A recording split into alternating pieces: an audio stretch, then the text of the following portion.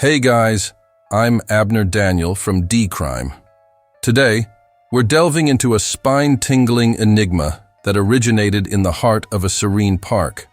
In the autumn of 2023, a young girl ventured to the park with her parents for a leisurely bike ride, yet she mysteriously vanished without a trace. Her disappearance prompted a frantic call to the authorities, igniting a frenzied search effort. But as investigators combed through the area, they stumbled upon a perplexing clue that sent shivers down their spines, altering the trajectory of their inquiry. As the investigation deepened, the veil of secrecy surrounding the case only grew thicker, and when detectives finally pieced together the puzzle, what they uncovered was nothing short of astonishingly unexpected. Join me as we unravel the threads of this baffling case together in the video below. Charlotte Sena was born on September 4th, 2014, in the small American town of Greenfield, New York. Growing up in a large and loving family, she was in the middle of three sisters. Charlotte was a lively and cheerful child. She enjoyed playing with friends, spending time with her sisters, and going on nature trips with her parents. Greenfield, with a population of just over 5,000 residents, was surrounded by forests, lakes, and picturesque parks, making it a perfect getaway for Charlotte's family. On September 30th, 2023, when Charlotte was 9, her parents, along with some friends, decided to visit a national park about 11 miles from their home. Charlotte looked forward to this trip, planning to go with her friends and bringing along their bikes for a ride through the park. Upon arrival, the parents set up a camp, and soon the kids set off on their bikes. The park had specially designed circular tracks, one of which was conveniently located near their camp, so Charlotte and her friends chose that track for their ride. They set out around 6:15 in the evening, aiming to return to the camp before nightfall. After a few laps, Charlotte's friends wanted to head back, but she decided to do one more round. Her friends rode back toward the camp, and Charlotte went in the opposite direction on her bike.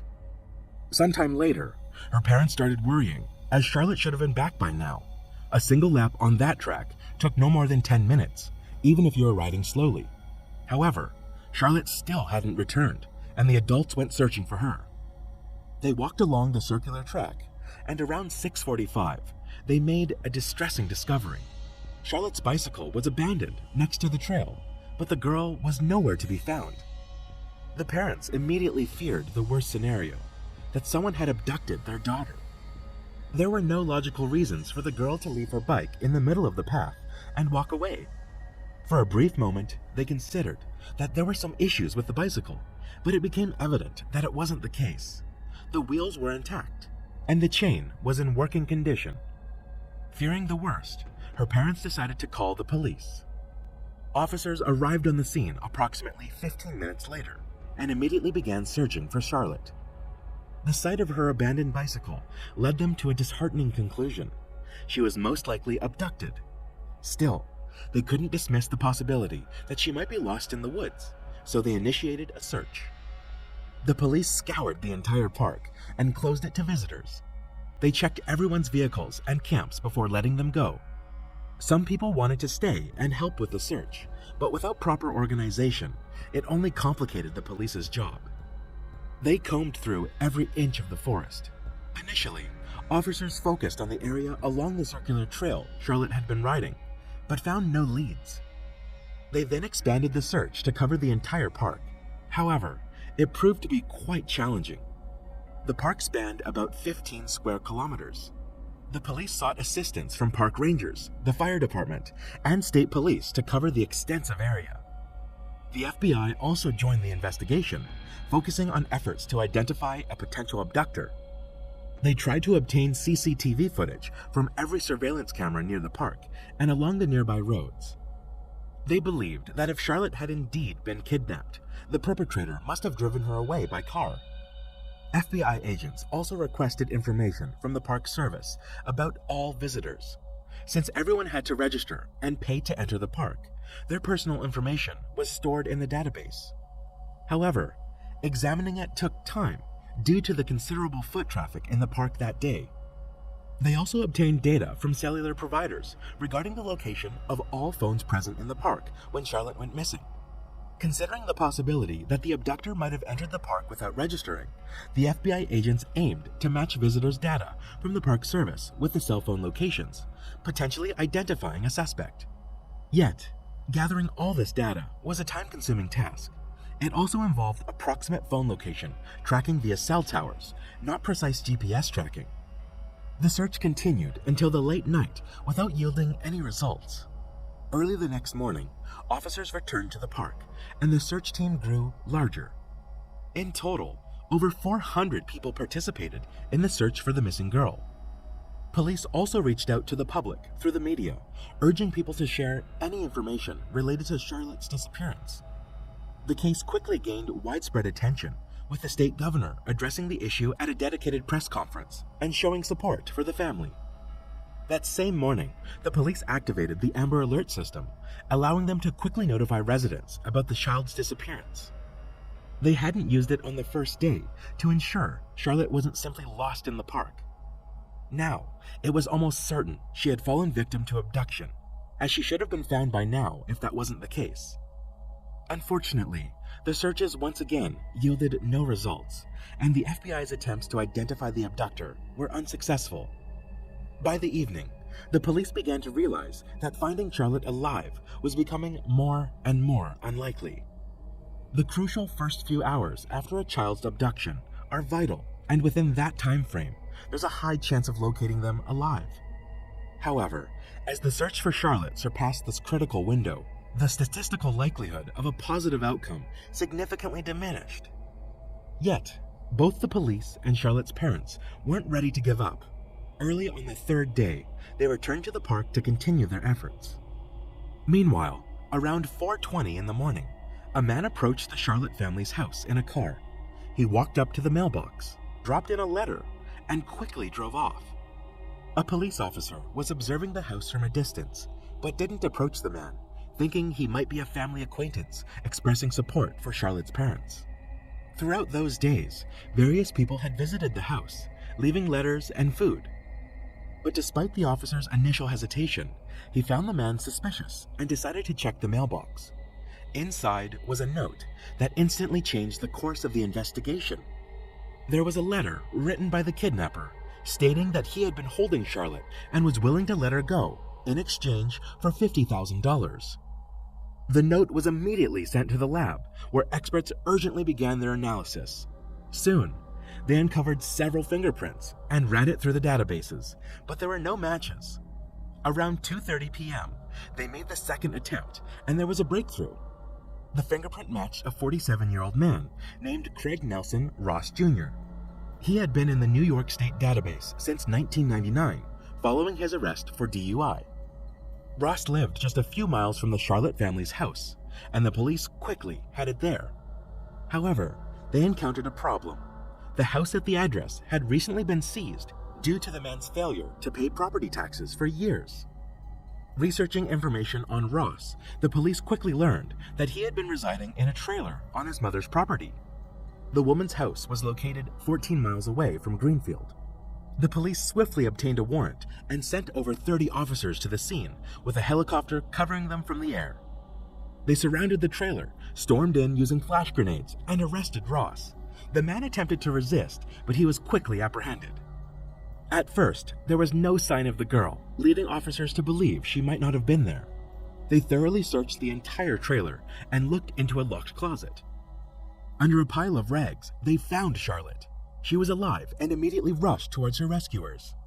She was promptly taken to the hospital for examination, where doctors confirmed there was no threat to her life. Family members were immediately brought to the hospital, where they reunited with Charlotte, and soon she was taken home. Her parents, along with hundreds of people participating in the search, were overjoyed. It is worth mentioning that just 10 minutes before her release, Charlotte's mom shared a strange premonition. At that moment, she was in the park where active searches were ongoing. She expressed a strong feeling that hinted her daughter would come home that day. And 10 minutes later, the police informed her of Charlotte's rescue. Meanwhile, detectives arrested Ross without bail and took him in for questioning. Given the fact that this case is still ongoing, the police haven't disclosed any details of the interrogation. However, it appears he did not admit guilt, so the case will be forwarded to the court. But some information about the suspect and his motives is already known. Ross's ex-girlfriend told journalists that in 2017, she obtained a restraining order against him. At that time, she lived with him, his 12-year-old son, and 4-year-old daughter in his mother's house. During an argument, he attacked her and attempted to strangle her, leading her to report the incident to the police.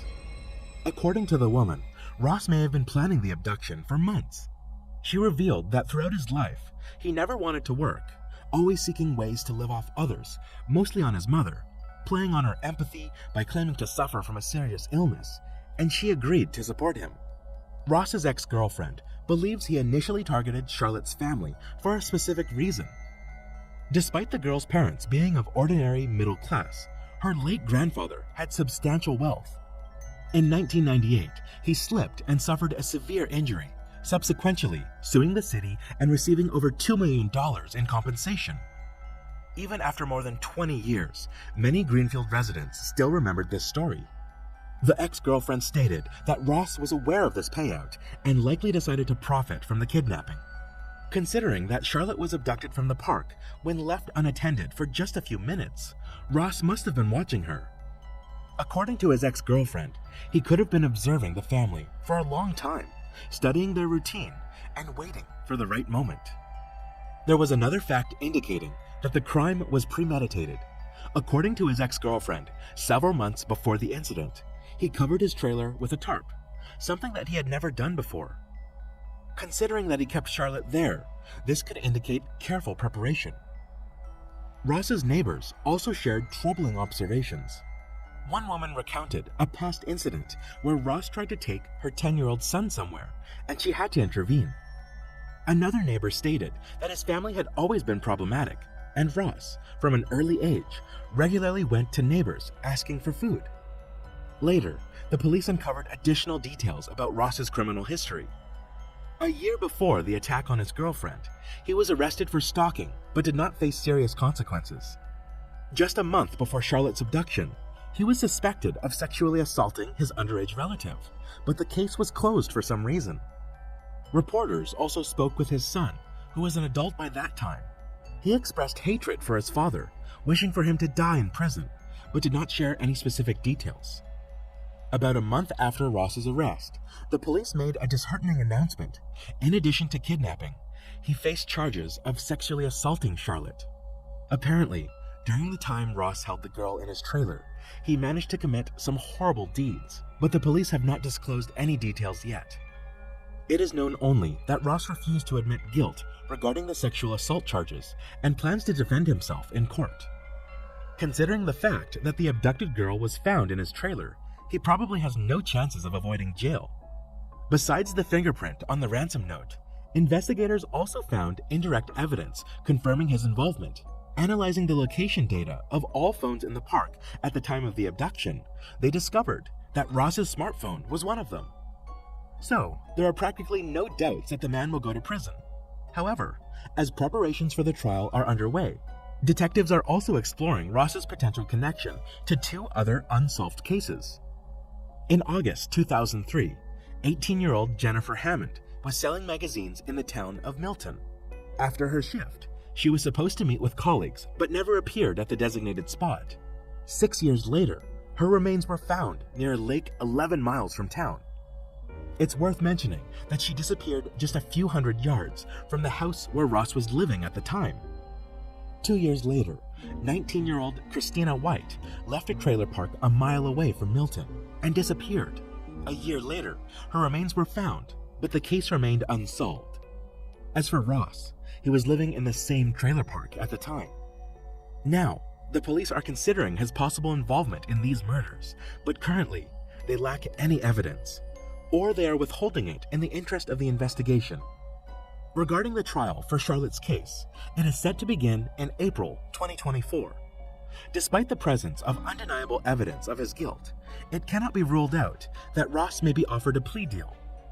In case he continues to deny guilt, Charlotte will likely have to testify in court, recounting in detail what he did to her. To spare her such a traumatic experience, a plea deal might be an option. Now all we can do is wait for the trial and hope that justice will prevail. Alright guys, share your thoughts on this story in the comment section, and don't forget to hit the like button and subscribe. Thank you for watching.